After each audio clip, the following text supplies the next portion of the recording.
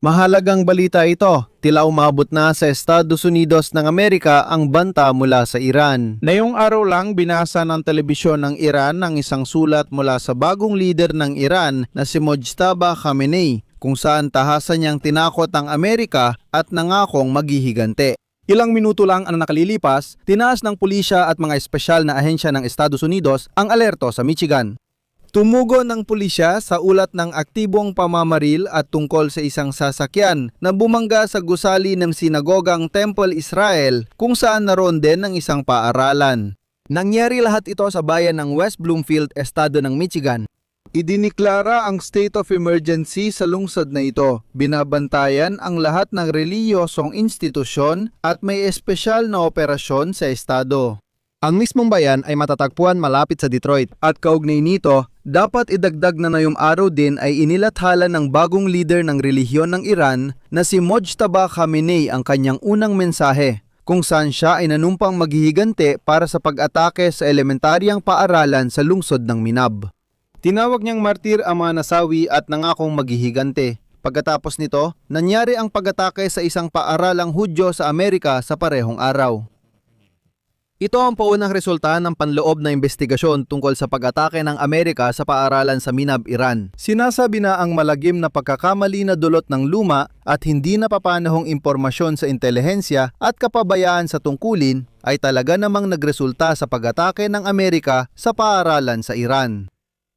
Ako si Alexei Pechi. Balikan natin ang mga pinakabagong balita, pag-usapan ang nangyari sa Michigan at pahayag ni Mojtaba Khamenei pati kung paano sila magkaugnay. Bago tayo magsimula sa episode na ito, hinihiling ko sa inyo na mag-subscribe sa channel, pindutin ang like at mag-iwan ng kahit anong komento sa episode na ito para mas maraming manonood ang makakita ng episode na ito. Mag-subscribe sa Telegram channel kong Pechi News. Ang link ay nasa video description. Doon kami nagpo-post ng mga pinakahuling balita. Kaya, noong Huwebes ng hapon sa Amerika, tumugon ang pulisya sa ulat ng aktibong pamamaril at tungkol sa isang sasakyan na bumangga sa gusali ng sinagoga, Temple Israel, kung saan naroon din ang isang paaralan. Lahat ng ito ay nangyari sa bayan ng West Bloomfield, Michigan at dahil sa insidente, ang distrito ng paaralan ng Bloomfield Hills ay nagpatupad ng seguridad ayon sa ulat ng pulisya ng lungsod. Ayon kay Gobernador ng Michigan, Gretchen Whitmer, sinusubaybayan niya ang ulat ng pamamaril sa sinagoga sa West Bloomfield at sinabi niyang nakikipagtulungan sila sa pulisya. Ayon sa Gobernador ng Michigan, walang puwang ang antisemitismo at karahasan sa Michigan. Agad namang naglabas ng ulat ang pulisya na lahat ng paaralan sa bayan ay inilagay sa lockdown at lahat ng estudyante at kawani ay ligtas. Inirekomenda sa kanila na manatili sa loob ng gusali hanggang sa susunod na abiso. Ipinakita ng video mula sa helikopter ng lokal na TV ang malawak na operasyon ng pulisya. Maraming sasakyan ng pulisya at espesyal na ahensya doon at sa video makikita ang usok na pumapailan lang mula sa sinagoga.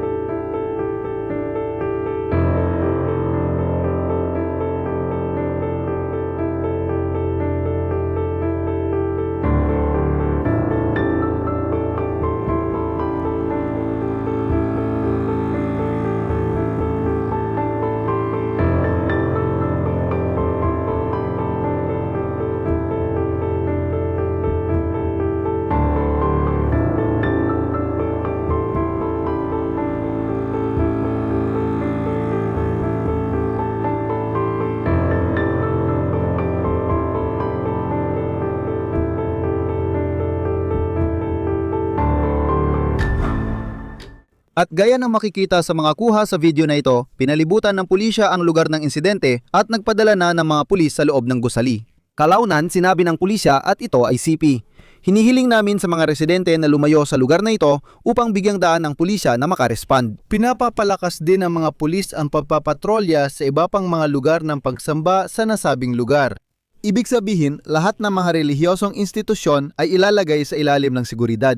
Ang direktor ng FBI na si Kash Patel ay nagpost sa social media X na sumusunod. Ang mga tauhan ng FBI ay nasa lugar ng insidente kasama ang mga katuwang sa Michigan at tumutugon sa umano'y pagbangga ng sasakyan at pamamaril sa sinagoga ng Temple Israel, West Bloomfield Township. Sinabi ng sheriff ng Oakland County na si Michael Bouchard, mga 1 oras matapos ang ulat ng aktibong pamamaril sa sinagoga na walang nasaktan maliban sa mismong suspect na bumaril. Sinabi ni Bouchard na ayon sa paunang investigasyon, dumating ang pinaghihinalaan sa sinagoga, napansin siya ng mga gwardiya at nagkaroon ng barilan sa pagitan nila. Makalipas ang kaunting sandali, sinabi ng mga source mula sa pulisya na namatay agad sa lugar ang umatake. Makikita sa mga larawan ang maraming pulis at espesyal na ahensya sa paligid ng sinagoga. Inanunsyo ng pulisya na simula ngayon, mas hihigpitan ang pagbabantay sa lahat ng sinagoga at relihiyosong lugar sa buong estado. Bagamat maaring asahan na pagkatapos nito, gagawin din ang kaparehong hakbang sa lahat ng bahagi ng Estados Unidos ng Amerika. Naiparating na kay Donald Trump ang nangyari, pero sa oras ng pag-record ng episode na ito, wala pa siyang reaksyon. Sa ngayon, wala pang impormasyon kung sino ang bumaril at kung may kaugnayan ba siya sa Iran. Ngunit maaaring magpahiwatig ang mga pangyayari ng kaugnayan sa digmaan sa gitnang silangan. At dito, nais kong bigyang diin ang pag-atake sa sinagoga ay nagtapat sa oras ng unang pampublikong talumpati na yon ng bagong pinakamataas na leader ng Iran, Mojtaba Khamenei. Hindi siya lumitaw sa publiko at binasa lang ang kanyang talumpati sa lokal na telebisyon. Ngunit ang talumpating iyon ay naging makabuluhan. Partikular, ang bagong leader ng reliyon ng Iran na si Mojtaba Khamenei ay naglabas ng kanyang unang mensahe kung saan siya ay nanumpang maghihiganti para sa 185 bata at guro na namatay sa pag-atake sa isang elementarya sa lungsod ng Minab. Diretsahan niyang sinabi, "Hindi kami kailanman tatalikod sa paghihiganti para sa dugo ng aming mga martir, lalo na para sa dugo ng mga martir ng Minab." Dapat ko ring idagdag na ayon sa New York Times, ang paunang resulta ng investigasyon sa pag-atake ng Amerika sa paaralan sa Minab, Iran ay ganito. Isang malagim na pagkakamali ito dahil sa luma at maling impormasyon mula sa mga espiya pati kapabayaan sa tungkulin. Kinumpirma ng panloob na investigasyon na ang Amerika nga ang may pananagutan sa pag-atake ng Tomahawk sa paaralan para sa mga babae sa Minab noong unang araw ng operasyon, Pebrero 28. Ang pag-atake ay resulta ng maling intelihensya. Akala ng Amerika na bahagi ng base ng hukbong dagat ng IRGC ang gusali ng paaralan, kaya ito ang tinarget sa pag-atake. Ang paaralan ay 100 metro ang layo mula sa pangunahing gusali ng base militar ng Korps ng mga tagapagtanggol ng Islamikong Revolusyon. Ang mismong gusali ng paaralan ay dating bahagi talaga ng base ng hukbong dagat ng IRGC. Pero sa pagitan ng 2013 at 2016 iniwan ng IRGC ang gusali na ginawang paaralan at inihiwalay mula sa base ng hukbong dagat gamit ang bakod na makikita sa mga satellite images. Inalis ang mga gwardiya, naging bukas ang pasukan sa lugar. Nilinis ang lugar para sa 3 sports court at palaruan. Pininturahan ang mga pader ng asul at rosas. Pero gayunpaman, gusto kong sabihin na nanatiling malapit lang ang base militar ng IRGC. At hindi talaga maikakaila sa mismong gusali ng paaralan kung saan naroon ang mga bata, dati ay may base militar ng mga militante. Ayon sa New York Times, sinabi ng mga opisyal ng Central Command, ang US military na nagsagawa ng pag-atake ay umasa sa coordinates mula sa Defense Intelligence Agency na pumili ng mga target gamit ang luma ng impormasyon. Sa Amerika ngayon, naghanap sila na masisisi sa malubhang pagkakamali. Si Donald Trump mismo ay tumangging akuin ang kasalanan sa pag-atake. Pero hindi pa rin pinapawalang sala ang rehimen sa Tehran. Binigyan diin ng bagong leader ng Iran, Mojtaba Khamenei, sa kanyang talumpati sa armadong puwersa na di umano'y nais ng mga tao ang pagpapatuloy ng bigmaan. Dapat talagang ipagpatuloy ang banta ng pagsasara ng Hormuz Strait. Gumawa rin ng hakbang para magbukas ng ibang front na mahina at kulang sa karanasan ng kalaban. Ito ang interesante. Kung magpatuloy ang digmaan, i-activate ang mga front na ito para ipagtanggol ang ating interes. Nakaka-interes kung anong mga front ang tinutukoy. Sabi ni Mujtaba, hindi pa tiyak pero kilala ang rehimen sa Iran sa pagsuporta sa mga terorista sa riyo ng gitnang silangan tulad ng Hamas, Hezbollah at mga Houthi ng Yemen. Nanawagan si Mujtaba Khamenei sa mga bansa sa Golpo ng Persia na paalisin ang mga Amerikano at isara ang lahat ng base militar ng US sa rehiyon. Sinabi rin niya, dapat malinaw ipahayag ng mga bansang ito ang kanilang posisyon laban sa umaatake sa inang bayan at pumapatay sa mga kababayan natin. Ang payo ko, isara agad ang mga base na ito dahil dapat nilang maintindihan na kasinungalingan lang ang sinasabi ng Amerika tungkol sa seguridad at kapayapaan. Makakatulong ang hakbang na ito para mapatatag ang ugnayan sa mamamayan dahil karamihan sa kanila ay hindi sang-ayon sa mapagkunwaring grupo at mapanyarang gawain nito. Kasabay nito, lalago rin ang yaman at kapangyarihan ng mga bansa. Kakaibang pahayag pa rin. Mas detalyado kong tatalakayin ang pahayag ng MNI ngayon sa isa sa mga susunod na episode.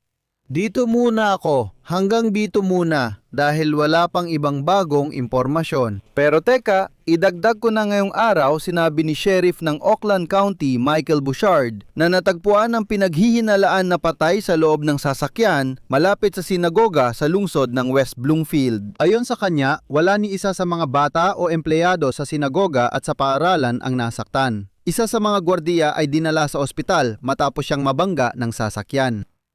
Patuloy ang trabaho ng otoridad sa pag-clear ng lugar at naniniwala silang natukoy na ang lahat ng nasa loob ng gusali. Ayon kay Bouchard, pumasok ang pinaghihinalaan sa gusali gamit ang sasakyan. Sa ngayon, ayon sa mga opisyal, iisa lang ang tao sa loob ng kotse. At dito, napansin ng mga tauhan ng seguridad ng sinagoga ang tao at pinaputukan nila ang sasakyan. Putok!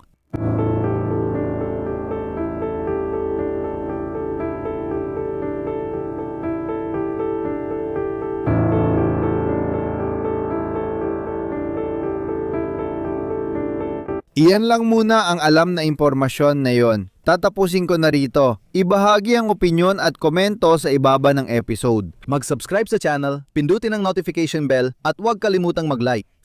Kung naging interesante o kapaki-pakinabang ang episode, suporta ng aming YouTube channel sa pamamagitan ng donasyon o channel membership. Sa pamamagitan ng mga link at detalye sa description ng video na ito o sa QR code na makikita sa inyong mga screen. Yun lang po, mag-ingat po kayo. Paalam sa lahat.